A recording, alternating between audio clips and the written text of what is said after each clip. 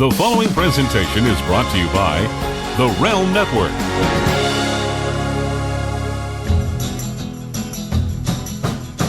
Hello, everybody, and welcome to another edition of Vixens Who Rule.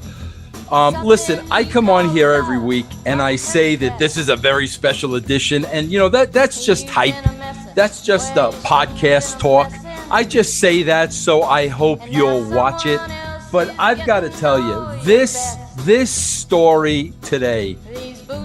Listen, I come on here every week, and you know my feelings about the wrestling business, and being a part of the wrestling business for so many years. You know, there's an underbelly to the wrestling business that I'm not a big fan of. I let that be known. And, I always say that the business is very self-serving. It's all about me, myself, and I. Politics, people walking over everybody else, to get to the top, to get the spot. That's the nature of the wrestling business. That's how the wrestling business was built. Well, today, I have an amazing story. I mean, just simply amazing. And I caught wind of this story sometime late last week. And the minute I heard about it, I'm like, I have got to get this individual on my show, and I need to drop everything, forget about what was scheduled, put this on the top of the list, because to me, this isn't a wrestling story. This is what life is all about. This is what unconditional love is all about. And this is something that needs to be shared with everybody. And my guest today is Allie Parker. Allie, are you there? Yes. Hi. Allie, I got to tell you something. I'm gonna let the people take you in, because they are not going to believe what you were going through a week ago today. That is absolutely amazing. And I'm going to tell you this, Allie, and I don't want to embarrass you. I don't want to turn you red. But listen, wrestling's all about gimmicks, and you had a gimmick name. You were Kylie Sutton, and we're going to talk about the Suttons during this interview. But listen, forget that gimmick name, because now you have a real gimmick name given to you by Vince Russo. And from this point going forward, we are going to call you Saint Allie. And I have to tell you, Allie, you are glowing like an absolute saint. Oh, thank you. You are making me blush. Well, I hope so. You look phenomenal, and I don't want to get right to the story. I want to ease into the story. I'm going to tell you this. Allie, just so you know. I've been called the Oprah of podcasting. Mm-hmm. And Allie, I got to tell you this. People have come on my show, and grown people have cried on my show. But Saint Allie, I got to tell you this. Look, I brought my own Kleenexes to the dance today, because I think I may be the one crying, because I cannot wait to tell your story. Are you ready for this interview? I am ready, yes. Okay. Now, Allie, let me ask you this. First and foremost, I know you're in Vegas. I know that's where you're from. I know that's where you wrestle. Now, are you born and raised in Las Vegas, Nevada? I'm originally from Irvine, California, and then I've lived the majority of my life in Las Vegas. So you moved to Vegas at an early age? Yes, about 10. I got to ask you this, Allie, and listen, you got to keep in mind, I'm a simpleton. I'm from New York. I'm a simpleton. I admit that I'm a simpleton. But a lot of times, there are questions that fascinate me, and as stupid as those questions may be, I got to ask the questions.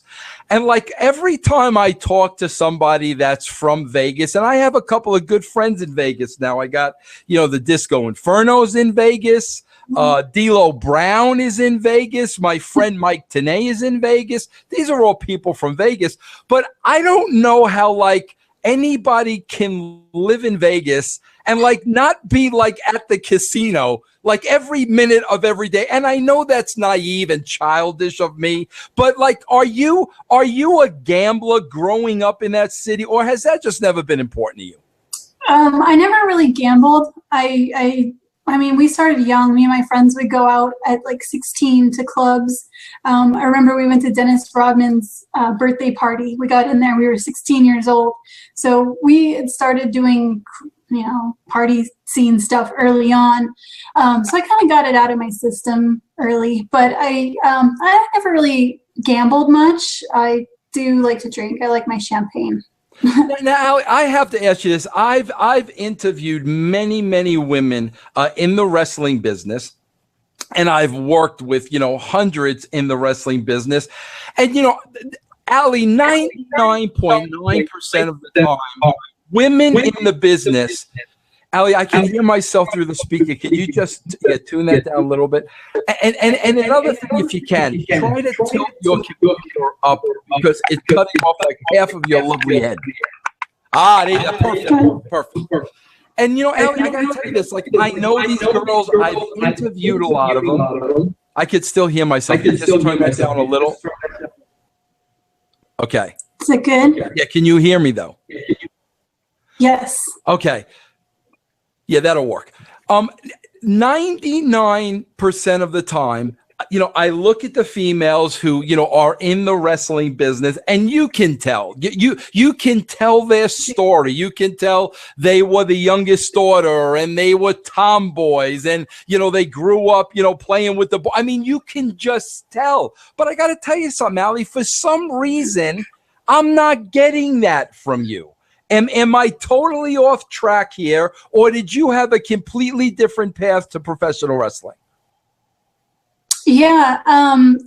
Okay. So my family grew up a Christian family. My stepdad was a worship leader all around California. So we were not allowed to watch hardly anything. Disney Channel was pretty much it. And then for some reason, WWF at the time. So since I was little, I grew up watching wrestling. Like, that's all I know is wrestling.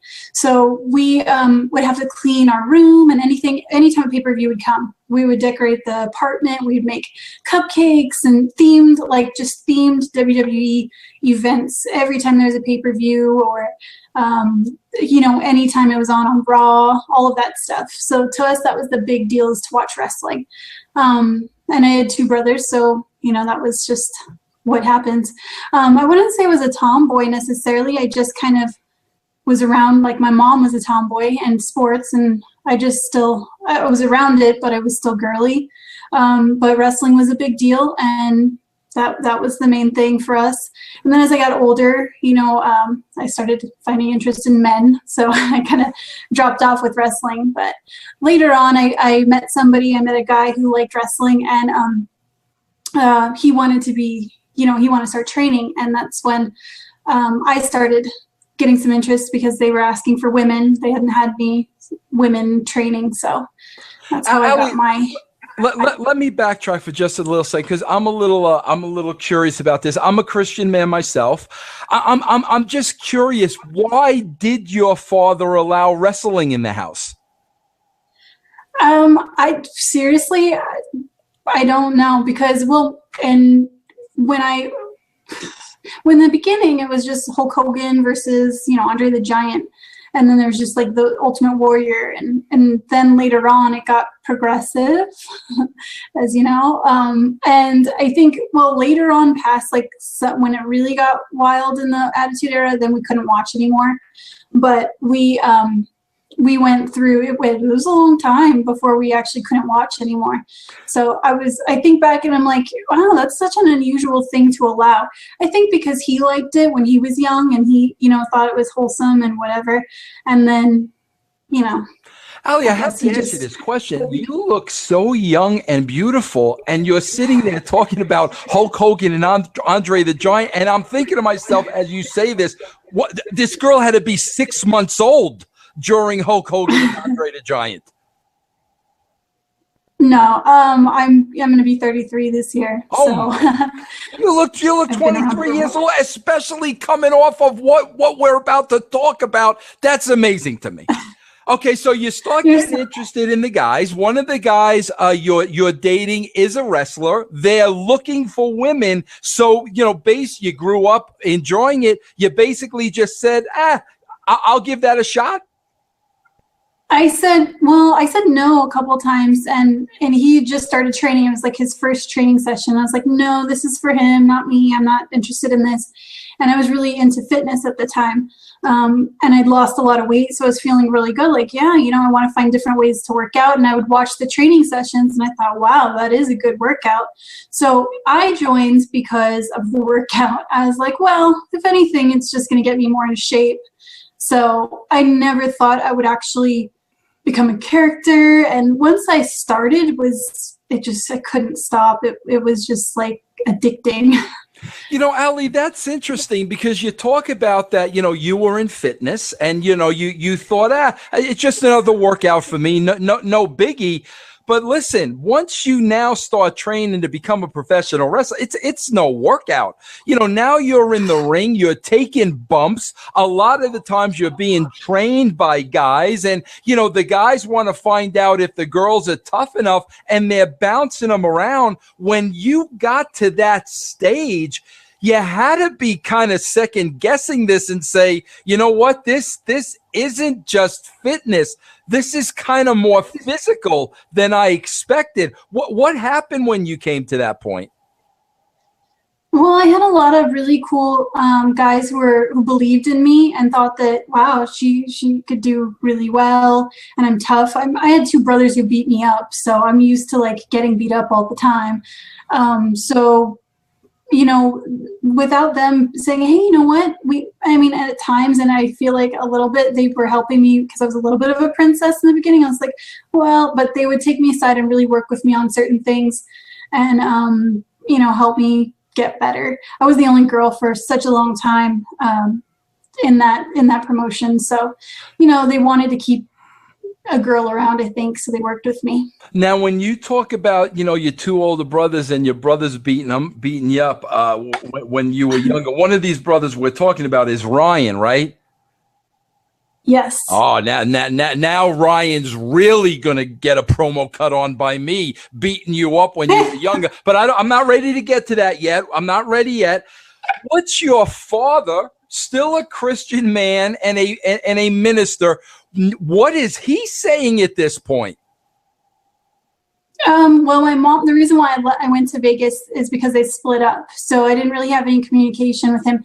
In the little bit of time that I have heard feedback, he always thought it was really cool. He'd always wanted to come out and check out one of the shows, but I've never seen him at any of them. But he always thought it was cool, especially when I did like the extra stuff with WWE. That was like huge, for all of us, because we never, that's just crazy for us.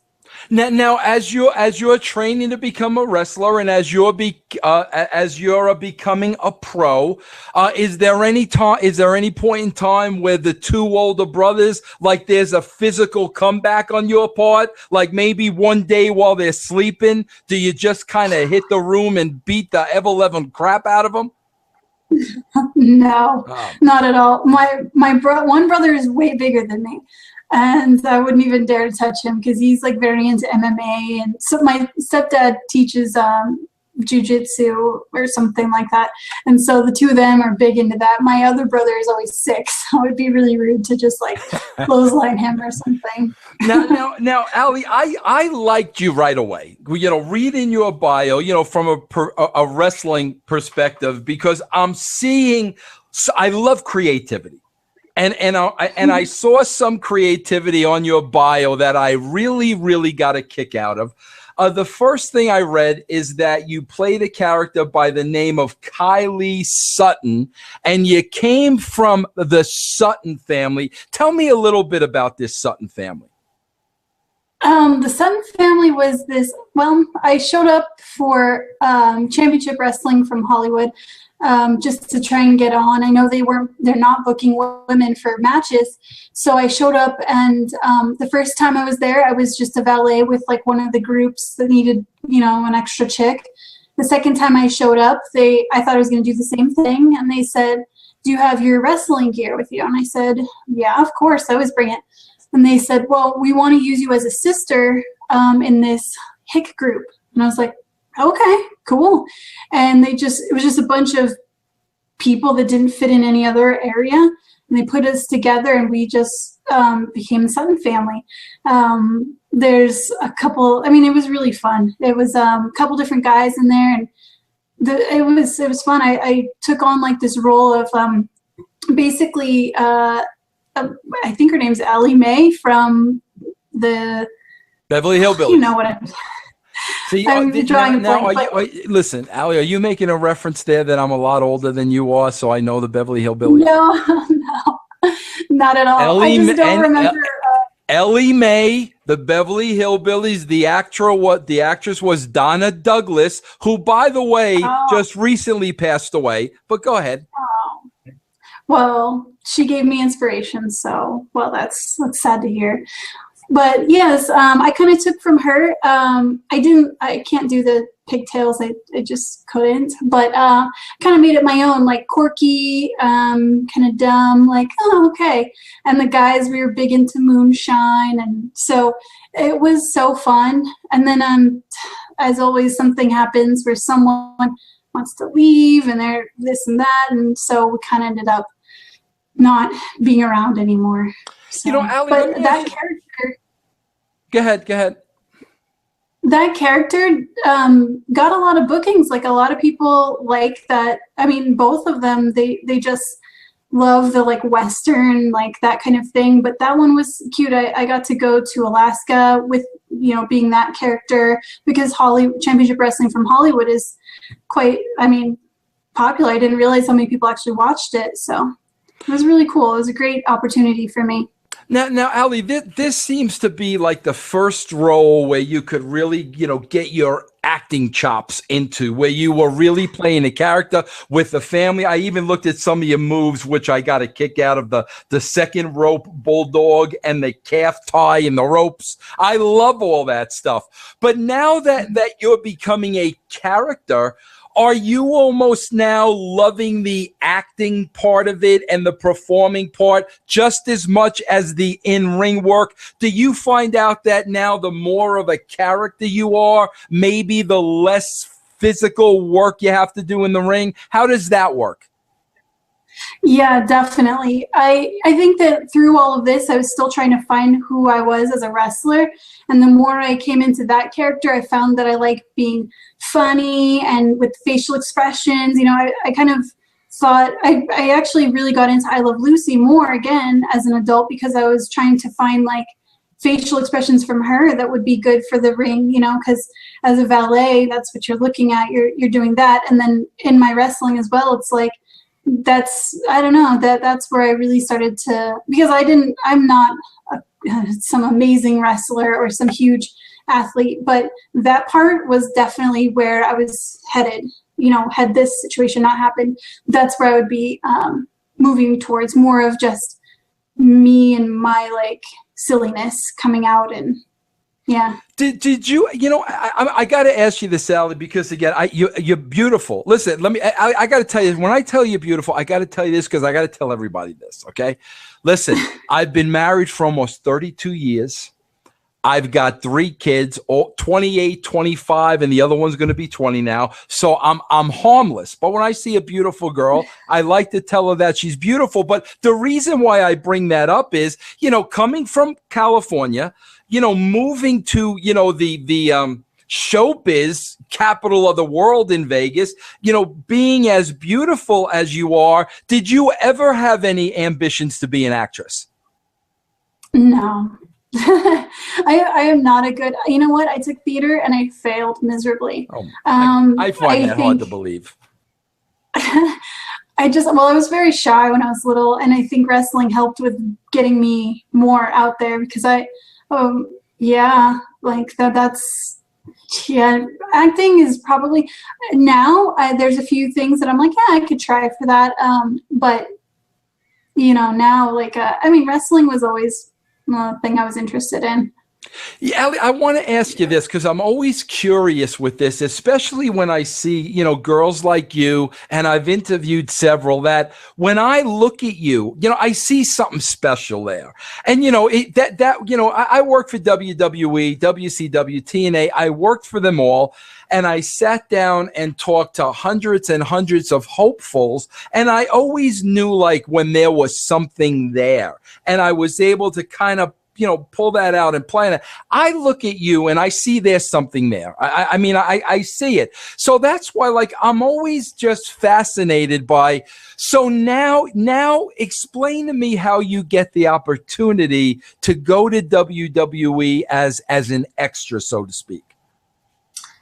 Oh wow, I don't even. Oh, you know what? A friend of mine, she didn't want to go. I think that she was just she didn't want to do extra work, and she said, I know a girl who can do it in Vegas. And she was she's out in California, and they just were like, hey, do you want to do extra work with us when we're in town in Vegas?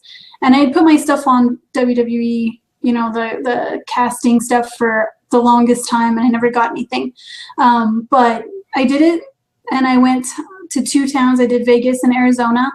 And it was so cool. Like, I feel like such a loser saying that, but like, honestly, to me, that was like, I can be done with wrestling now, even though I got to wrestle in the ring 2 matches. I was a heel for like the first time, and I got some compliments. And I mean, just being there doing that was the highlight of my wrestling career, even though no one really got to see it but myself. And, experience it. I feel like that was enough for me. And that's why doing what's going on now is okay, because I feel like, you know what? I got to do everything I wanted to do. So, but I want to ask you this. When you show up there at the WWE, okay, and like I said, I mean, here's the thing I like about you. Look, listen, we all know the knockouts and we all know the divas. You have like a natural, beautiful, you got like the girl next door look, which makes you really stand out to me. I see that immediately. And you have a very sexy, soft-spoken voice. There's a million things I could do with you on a professional level. Now, when you walk into a WWE, does anybody pull you aside and have a one-on-one conversation with you, get to know you a little bit to see if there may be something more long-term there, or are you kind of in and out as an extra?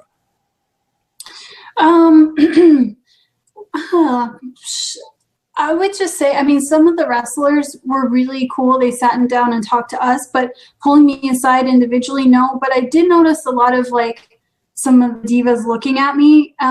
And I felt like maybe they're like, who's this chick? Like maybe she could roll with us kind of thing. I'm just flattering myself by saying that. But I did feel that kind of like, hey, I feel like I could stack up here, and whatever. Maybe that's just like all in my head, but to me, I did feel like, hey, this is if they're looking at me, I don't know if they're making fun of my fabulous shoes that I had. I don't know, but I don't know. But I felt good because I know there were a couple people. They would walk by, and I wanted to get attention. I wasn't dressing. I mean, I know the requirements is to look like the girl next door, but like you see on Total Divas.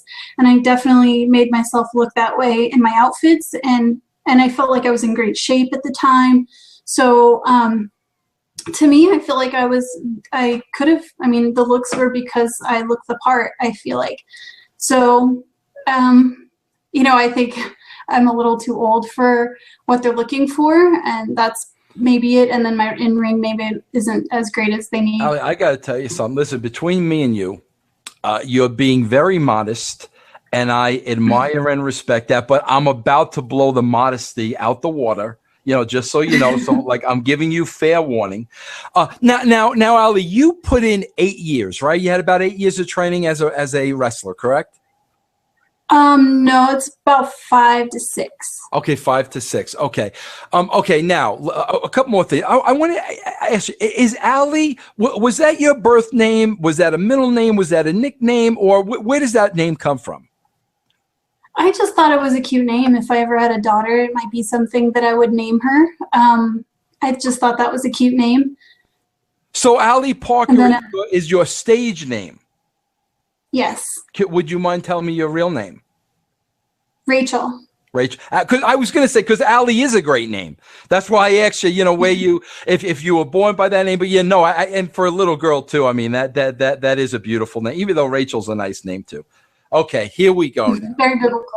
Here we go. I got my Kleenex ready here, because this to me, I hope I can get through this, and I'm being honest with you. I mean, this, I listen, Allie, I've never heard of anything like this. Forget about the wrestling business. You hear about things like this very, very, very rarely in life. The only time I've ever heard of anything like this in the wrestling business, because it is a very selfish business. That's the way it was built, and that's the way it is, and that's the way it will always be. Okay. Now I'm going to start with your brother, Ryan. Okay. Now, correct me if I'm wrong. I hope I have my facts right. But Ryan was diagnosed with diabetes at the age of 9. Is that correct? Correct. Okay, now, Allie, Yes. I know, Allie, my mother is diabetic. My sister is diabetic. I'm not, and my father's not. But from what I know about diabetes, a lot of it is generic, and it runs in bloodlines and family lines. Was Ryan the only one in the family that had it, or did anybody else suffer from the disease? He's the only one who had it. Yeah. Okay, so now, There's no. I'm sorry, go ahead. No, nothing. There's just no other person that they could trace in our family that has that. So we're not really sure how he got it. Okay, so let me ask you this now. As a kid, 9 years old, Ryan finds out he's diabetic. So, like, in his younger and growing up years, adolescent years, into the teen years, I mean, is it taking the insulin on a daily basis and all that basically to maintain the levels of the blood? Is that what he's going through in his early teen years? Yeah, he has to take his shot. He has to monitor what he eats. And then if he's doing, he grew up, all of us grew up very active in sports. If he's doing sports, he has to be careful, just to make sure he has insulin or sugar or whatever. So we spent a lot of time in the hospital, just because he's young, and my mom was a single mother, and I remember Christmases and just everything. We'd always be in the hospital for just everything. We had a diabetic seizure at one time. That was really scary. We kind of have gone through everything at this point. I have to ask you this, Allie, and you're gonna have to school me on this just a little bit. Okay. As I said, I know a little bit about diabetes because my mother and my sister both suffer from diabetes. But I know, with the insulin shots, I know they always have to measure their blood like after every meal. I know enough about it. But let me ask you that they've been able to maintain their diabetes based on that, the insulin measuring the blood, blood levels and whatnot. With your brother Ryan, though, does it? What happens now? It just gets progressively worse, and the insulin and trying to watch diet and maintaining it just isn't working for him. Yeah, well, what happens with diabetic, type 1 diabetes, which is the genetic type, it gets you when you're young. So it's an ugly disease, and it just basically deteriorates your body over time. So Rich, like we were always watching for like the foot amputation. I think it's gangrene, where that kind of stuff happens, because that's a step that happens. He has lost sight, full sight in one of his eyes, and then he can barely see out of the other. So this is because of high blood pressure from his kidneys, I believe, working overtime. And then, now he has kidney failure, so he needs the transplant. And ideally, they were hoping to do a kidney transplant and a pancreas transplant at the exact same time, so that he would not have diabetes anymore, and a fresh kidney, so he could basically be fresh. But yeah, the sad part is when I was wrestling, we would go to visit the hospitals. I started this thing where the wrestlers would go to the hospitals in Vegas and visit the kids. And I would see the kids with the JDRF, the Juvenile Diabetes Research Foundation bags, and they're just little guys. And it just breaks my heart because I already know what they're in for, like tons of debt, for bills and medical, and it's just so ugly. And then these little kids it's just attacks children. It's terrible. Now, Allie, I would assume, with your brother growing up, this is something I would think that you are probably getting constantly tested for, correct? No, because juvenile diabetes only happens past a certain age. Like you don't get it past a certain age. So I was being tested for it. And now, if anything, it would just be regular diabetes. But that, like type 2 would be something I would have to be concerned about. But that's not something I really, unless your diet, you can control that with your diet, the type 2. Mm-hmm. So for me, as long as I eat right, I'll be okay. And because, seeing my brother going through this, there's no way I'm going to even go through something like that. Okay, so like Allie, he gets juvenile diabetes at 9 years old. He suffers with it his whole life, his whole adult life into the age of 30. At what point, kind of bring me to the process. What happens when the point comes where, okay, now Ryan's kidney is completely failing and he needs a transplant, and that's the only thing that's going to save his life? Is that does that happen suddenly, or throughout the progression? Do you know that's where it's going? Yeah, well, it's crazy because when we as little kids found out about him being diabetic, we didn't really understand. We're just like, okay, he's diabetic. What does that mean? You're just like, all right. And he's okay. He still looks the same. Everything's fine. So whatever. And the same thing with this. It's like they had told us a while ago, well, his kidneys are failing. And to me, I'm just like, honestly, I was just like, all right, I don't even know what that means. Like, okay, so, and they would just progressively tell us what percent it's at and then say, well, he's going to have to go on dialysis. Well, I don't know anything about dialysis, And so from there, I'm just like, I don't know what to expect. We've had so many things. I'm just like, all right, is he going to be okay? Okay, good. Let's keep going. So eventually, as the kidney starts to go down, we end up on dialysis, and that's just horrendous. Mm-hmm. Dialysis is so ugly. So what happens between dialysis and even dialysis is not going to work anymore? Now Ryan needs a transplant. So the lifespan for dialysis for people is generally 5 years. You can be on dialysis and they go 3 days a week. And he usually is out, like he sleeps all day after dialysis. So he literally only has a couple days in there that he can actually do something, but he's already, he can't see in one eye. So it's just, his lifestyle is just a lot of sleeping. So at this point, he got on the transplant list about 4 years ago.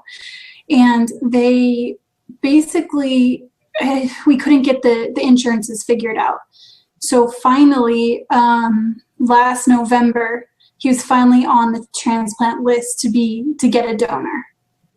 So it took a long time for us to get on the list. Okay, so Allie, he finally gets on the list to get a donor. What happens at that point? Is there a certain period of time, where I know a lot of people are on the list, and I know there are a lot of names. I know there's a long wait. At that point, is a donor not available and his condition is worsening? Well, yeah, his condition was already bad the second that he started being on dialysis. So him going for this amount of time it's like we're on a race against time, because after 5 years, it's when, you basically could lose somebody on dialysis. So we're trying to hurry. And, and like I said, well, what happened was actually we got the insurances figured out. And then they came to us and said we needed about $20,000 to even start the process, because he has to have all this medication afterward, and they wouldn't do it for anybody who doesn't have the money to afford the medication, because he has to take medication for the rest of his life. Mm-hmm. So we started fundraising. We did a lot with pro wrestling, and we did, some really cool events that way. We did restaurants where we would go, and like the whole Vegas town would come, anything they spent that day would go towards it. So we raised the money, and it did take some time as well. I forgot to mention that, but yeah, it's like I said, it's been a long process to get there. So we finally got the money. He gets on the list, and the way they put it is when you're on the list, they can call you at any time, and you have to drop whatever you're doing and come down, and that's basically it. And so he got on in November, but they wanted to start with a living donor while he's still on the list. So when they went to their meeting, the first person they wanted to test was me, because I was so close in age with him, and I was healthy. And because my mom is a match, actually, too, she's older. If he was to use her kidney, he would end up having to get another kidney later on, because her kidney's a lot older than mine. So because we're basically around the same age, about a year and a half apart, my kidney's almost equivalent to his. So I got to ask you, Allie, and this is like a tough question, and just pardon me if, they come across as, silly, but I have to ask, because as you're telling me this story, which is just, it's heartbreaking and fascinating, like at the same time, I gotta, the fact, Allie, that you were close to his age and you would probably be the best match, assuming wise, God, I would think that must almost be difficult for somebody else to bring up other than you. You know what I'm saying? Like, is it a case where, like the doctors will just bring it up? Well, Allie, you're close to Ryan's age. You may be a fit. Maybe we should test you. Or is that something where the doctor is really waiting for a family member to step forward? Because I don't want to say it puts you on the spot. Of course not. But that's a pretty big deal. I mean, so how did that part of it go down? Honestly, from what I understand, they just went to a meeting about it, and him and his girlfriend at the time. And what I'm assuming is they were asking if they had anybody who's willing to donate. And so many people offered to do that for him in the beginning. But I think that they wanted to stick close to home first, because it would be more likely a match, and then they would go through other people after that. As far as when he came to ask me, it was more of like he came home from the meeting and said, hey, they want to test you first. Is that cool? I was like, okay. Well, I would have to think, though, Allie, like I would have to think that was probably something that was in the back of your mind already. I mean, would that be fair to say? Or when he came home from that meeting and kind of talked to you, I mean, you couldn't have been taken by surprise at that point, were you? No, not at all. I mean, we all have been like, yeah, of course we're going to do whatever. That's the mentality. So I mean, it did start to get me very nervous right away. I'm like, oh, maybe this is really going to happen. Because honestly, it's like so much talk. We've been talking about getting him a kidney for so long that it's like, is this really happening now? And then, yeah, I started going through the process. Well, so Allie, okay, so it's a match. You know, you get tested, and it's a match. So I guess there really comes a point in time, Allie, where, you know, listen, it's really up to you. You know, I mean, there probably comes a point in time where you have to say, okay, yes, I will donate my kidney to you. Man, I hate to even ask you that, but what's the thought process at the time? I mean, you have to have so many emotions, you know, running through you. I can't even imagine. Could you explain that part of it to me a little bit? Yeah, well, what happened is I had to come down. It took me a long time to actually go do the testing. It was a 3-day testing, and the reason why it took longer is because I actually moved to California.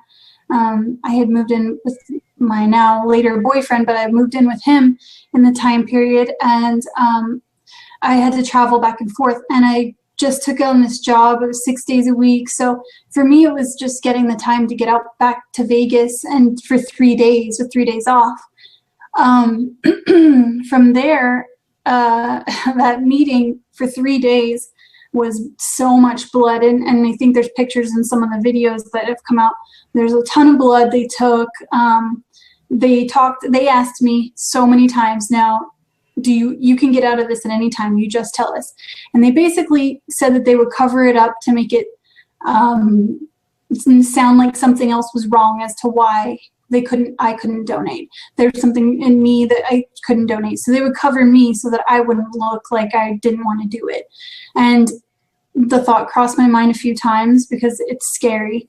And I just kept thinking, I'm just going to keep going with this. And honestly, I just kept thinking, well, we'll see what happens. We'll see what happens. And a guy at my work where I was a personal trainer down in California, he's a doctor. I was telling him a little bit about it, and he basically, I don't remember exactly what he said, but he made me realize that someone is waiting to have life, and you know, you're the one person that can do it right now. And I felt like, wow, you're right. Like, this person just wants to live, and I'm the one who can do it for him. Why am I, you know, not hurting, doing this as fast as I can? And so it kind of made me like, well, otherwise either do it and get it done, or let someone else do it, you know, because I was kind of scared, and I didn't want to go with, you know, I didn't want to finish it up. So from then on, I really just made it a point to get it all finished and I kept thinking, well, if I'm not supposed to do it, if something's supposed to happen, then I won't be the one. Something will come up along the way.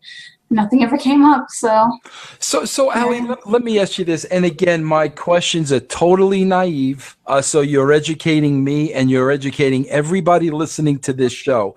When they tell you, okay, Allie, if you're going to be a donor and we're going to take one of your kidneys from you and transplant the healthy kidney to your brother, what does that mean for you health-wise? Like, what do they tell you? Okay, Allie, this is going to give your brother life. You are going to save your brother's life.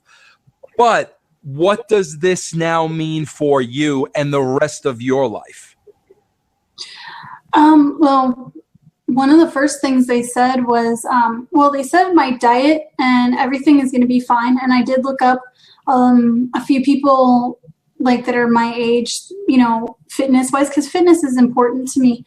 So I was concerned, like, well, what about that? What about my diet? And I went I researched some things, but basically my life is going to be the same. They did say in the first meeting, no extreme sports. And I said, okay, well, what do you mean by that? Like, what kind of, what do you mean by extreme? Because wrestling isn't necessarily extreme, and I'm not doing anything extreme by any means.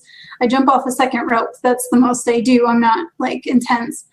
And they're like, well, I really wouldn't suggest anything because this is your only kidney.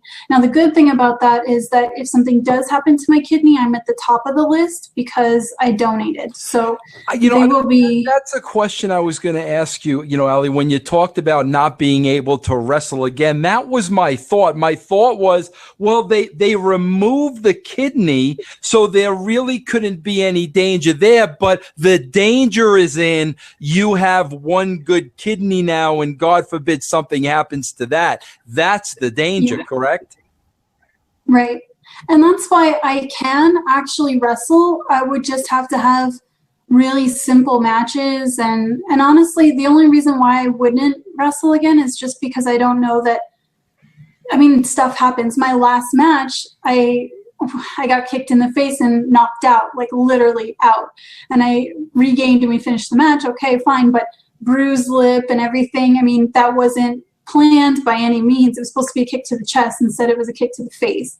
So, and that wasn't her fault. It was just an accident. I don't think she meant to, do that on my last match. But the thing is, like, things happen. And I just don't know if it's,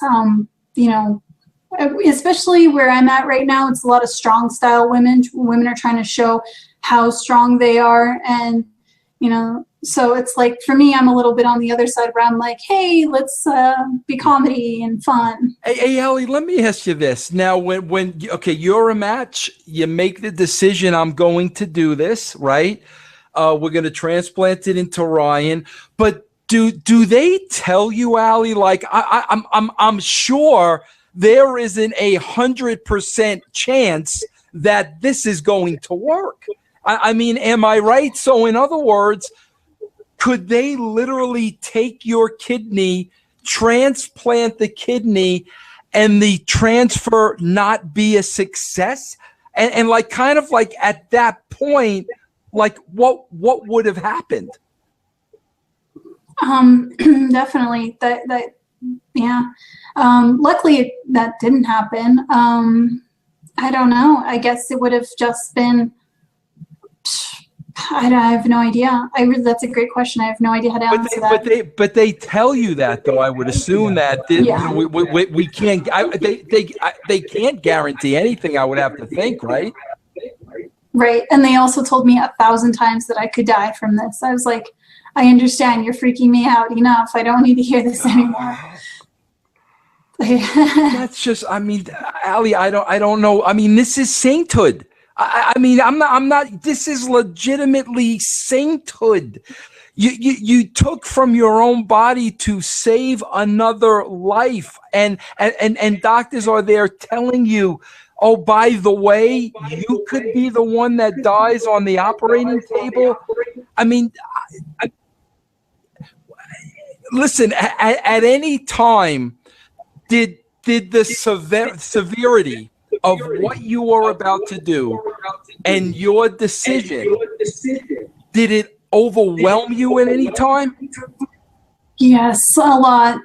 My boyfriend at the time, I cried a few times, and honestly, I was scared, and I'm getting all choked up because it's scary because I don't like. I never had anything wrong with me, so this is like one of the first things like ever that I had to deal with. So he was really great, making me feel better about it. And my whole family was, because they knew that I was very nervous. But I just, you got to do what you got to do. God, Allie, I don't like, I'm never speechless. For the first time in my life, I don't know what to say, because I saw you in an interview with Ryan. And you made a statement that I believe, and it's really a sad statement. But you know what? People are human beings, And you said, early on when it's learned that Ryan needs a kidney, everybody's there and everybody's willing to donate. But as it becomes more and more of a reality, those people somehow, some way eliminate themselves. And now here's Allie, and here's her brother, whose life is more or less depending on her. Yep. I mean, it's just an unbelievable story. Just the courage. I can't even comprehend it. Now, you had the surgery. Hey, Allie, could you just turn down that volume just a little bit, because I can hear myself, because I want to make sure they hear you. Yeah. Now, is that good? Yeah, as long, you can hear me, right? Mm-hmm. Yeah. Okay, now, Allie, you only had this surgery a week ago. Yes. I mean, you look like a runway model. First of all, you look like $1 million. But how do you feel? What's the prognosis for Ryan? How did everything go with you? We're only a week out. Where does everybody stand at this point? It's funny because I planned to do my hair really cute for this, and I had no energy. I had to lay down every 10 minutes to get ready because I can't do a lot. So now I'm fussing with it because it's so gross to me, and I'm so disappointed in my look. But I just figured people would understand.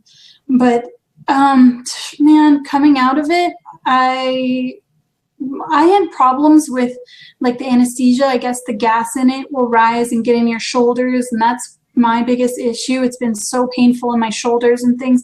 My brother actually got lucky and threw up the day he got out. So all of that came out. He's never had any problems in his shoulders or things. So for me, it's just been the gas and the anesthesia coming out is still kind of my problem. And then for someone I'm really lucky because I worked out a lot before. I was in fitness, and my legs have a lot of strength and my arms have a lot of strength.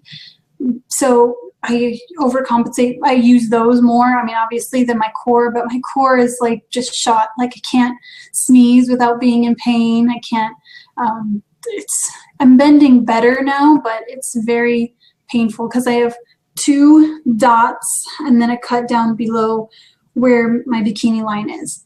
So it's basically spread throughout the entire core area, and it's exhausting. My skin is ugly. It's lumpy and funny, and my brother. You're not taking care of yourself at this point, are you? Are you with family or boyfriend or? Me and my brother are both with my aunt and uncle in their house in Vegas.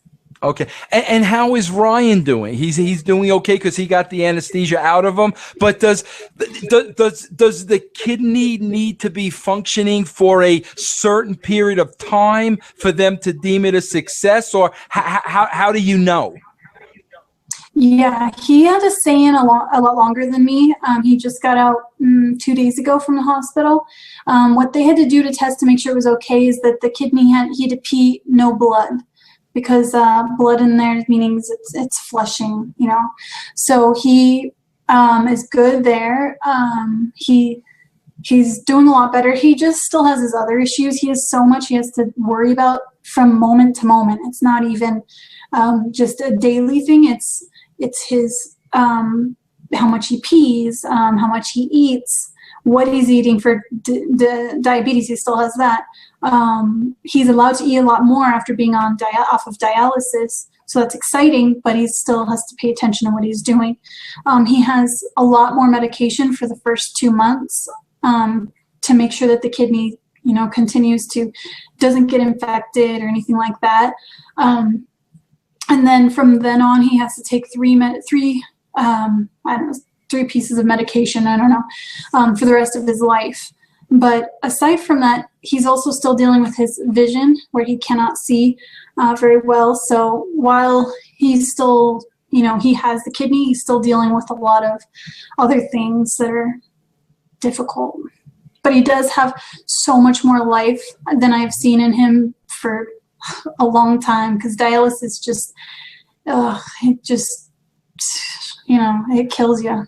Allie, how long do they think before you'll have a full recovery? How long will you have to rest and, take it easy and not be able to go back into, fitness and training like you're used to? How long is the recovery period for you? This Friday, I'm going to get my appointment with the doctor to see, if I'm cleared to basically go, do whatever. I actually lost that job, so I'm not going to be working there anymore. So I'm going to be probably just coming back to Las Vegas again. And so from then, they basically said I could start working out in a month or two after. I can't lift anything over 10 pounds, but I could do body weight workouts, which is good for me. Yeah, that's going to be good enough for a bit. Allie, I got to ask you a question. Do you, maybe I'm being stupid. I don't think you understand the scope of what you've done. Listen, I sit here and I could see how modest you are, which is just a telling trait of the human being that you are and your heart. And listen, I can understand being modest to a point. You saved your brother's life. Do you understand the scope of what you did here? Yeah, I guess. I feel like I've said before, it's just a no-brainer. You just do it, I feel like if God made me here for this reason, and it worked out that way, then that's what it is. It is what it is. And I came out just fine. So, I was here for that reason. So I don't know. I feel like most people would do the same thing if someone needs it. And then we've seen that they don't, but I still this is how we grew up. We learn, from, and I hate to be all like biblical, but, you love each other, and that's what you're supposed to do, and care for each other. And that's it. I got to tell you, Allie, on a lighter note, and I'm going to tell you this now because I think that, you might be able to, you're only a week out, and it's going to take you a couple of months, but you might watch this and it might put a smile on your face. Okay. Have you ever heard of the show Curb Your Enthusiasm with Larry David? I have, but I never really got into it. I wanted to. Has anybody ever told you about the situation, which I think you would really appreciate? No. I got to tell you this because I think if you watch it, it will make you laugh, and I think you'll appreciate what you did. But in the show, Larry David's best friend is Richard Lewis, and Richard Lewis, as a shoot, suffered years and years and years from alcoholism. Okay, so it gets to the point that Richard Lewis needs a kidney transplant. Right? So they test everybody in his family and all his friends, and Larry David is a fit to give Richard Lewis his kidney, right? In the meantime, Richard Lewis has an uncle who's in the hospital dying, but the guy's holding on and he won't die. And he's also a kidney fit for Richard Lewis. So Larry David is going to the hospital every single day waiting for his uncle to die so they could take his uncle's kidney and give Richard Lewis the transplant, and Larry David doesn't have to give up his kidney. And I mean, I say it now because, and I think about that, when you say, a lot of people, oh yeah, if you need it, but when it comes down to it, it's a whole, but I think if you watch that series, I think it'll, just take a little bit of the edge off and maybe, put a smile on your face. But, listen, Allie, you're a saint. You're Saint Allie. There's no other way to put it and no other way to categorize it. And listen, I know, I don't know what it is. I know you'll be wrestling again. I know you will be. I can tell because the shape you're in and the conditioning and the fitness, you're going to get right back to that point. And listen, wrestling is all about, you know firsthand, your opponent's got to take care of you. I mean, that's what wrestling is all about. So if you're in there with the right person that's, going to take care of you and you're going to take care of them, like you said, it's entertainment. You really should be at no risk. You know what I mean? Yeah, I agree. But Allie, I like. Is there anything like on my end here? Is there anything that I can do like for Saint Allie? Like Allie, did you ever consider want to do any kind of podcasting or anything like that? Yeah, I feel like I'm a very funny person, but right now I'm just kind of down. I've had a lot of life changes, so I'm kind of like, ugh. But I started on another podcast. I have a segment called Trivia Time with Allie because I love it's all on WWE trivia, but I love like classic wrestling. So like, it's just kind of fun to see who each person, what kind of wrestling is their favorite, Attitude Era, classic or modern. So I had that, and I had thought about like doing something on my own with that. And then just because I have a lot of friends in wrestling, that would be fun to just have them on. But I'm always working. I want to tell you right now, listen to me. And I mean, I've never said this to anybody. I mean this. I'm on a network called the Realm Channel. Okay. Realm Network. And like, I do programming from Monday through Friday. Like, this isn't my only podcast. We do over 30 podcasts a week. We have different shows every single day. We have a whole channel. When you get well, Allie, listen, I mean this from the bottom of my heart. If it's something that interests you and you want to get into, I'm welcoming you into my network, Vince Russo's brand, Open Arms.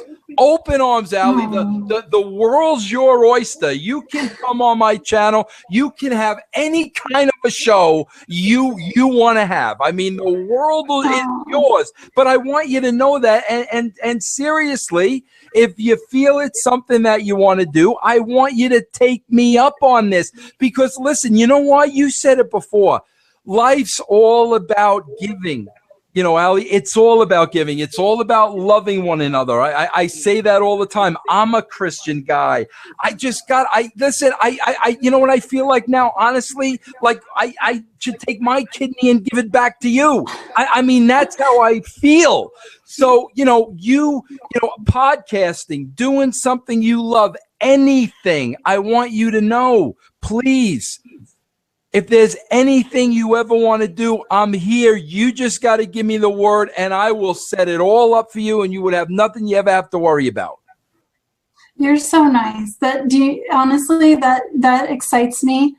I haven't had a lot of like exciting news lately, so that really like gets me like emotional. Will you take me up on this? You think maybe you take me up on this?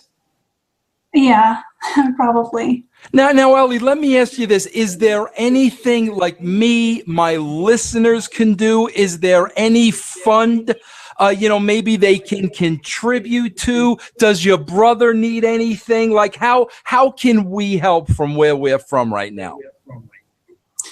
Honestly, we don't, there's no fund. Right now I'm just trying to get my life together. Like I said, I lost my job because I'm not going to be able to train anybody, but we don't need anything like that. I think just people being there and being supportive is great, because sometimes, right now I'm feeling very down because I can't do anything and going through a lot, so I can't work out, so I think just having things like this is really uplifting for me. You keep saying this throughout the interview. Listen to me.